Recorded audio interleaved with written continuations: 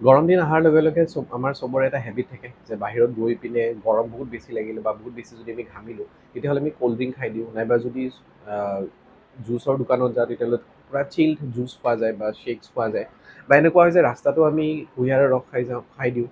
তাত বৰফ মিক্স কৰা থাকে যাৰ ফলত কি হয় চৰ্দি আহি যায় এই গৰম দিনত বহুত বেছি চৰ্দি কাহ জ্বৰ তেনেকুৱা যদি হয় সেইটো ৰিজন হ'ল যে গৰমত যদি ইমিডিয়েটলি আমি এনেকুৱা বহুত বেছি চিল্ড ঠাণ্ডা বস্তু খাওঁ তেতিয়া এফেক্ট কৰে চ' তেনেকুৱা যদি আপোনালোকে প্ৰব্লেম ফেচ কৰি আছে বা যদি দেখিছে আপোনালোকৰ তেনেকুৱা প্ৰব্লেম ফেচ কৰে আগতে গৰম দিনত তেতিয়াহ'লে আপোনালোকে হোমিঅ'পেথিৰ এটা মেডিচিন খাব পাৰে সেয়া হ'ল একনাইট 30 পটেঞ্চি একনাইট 30 পটেঞ্চি আধা ঘণ্টাৰ মূৰে মূৰে আপোনালোকে 2 ড্ৰপ বা 3 ড্ৰপকৈ কণ্টিনিউৱাছলি খাব পাৰে আৰু বহুত সোনকালে আপোনালোকে এই প্ৰব্লেমটোৰ পৰাই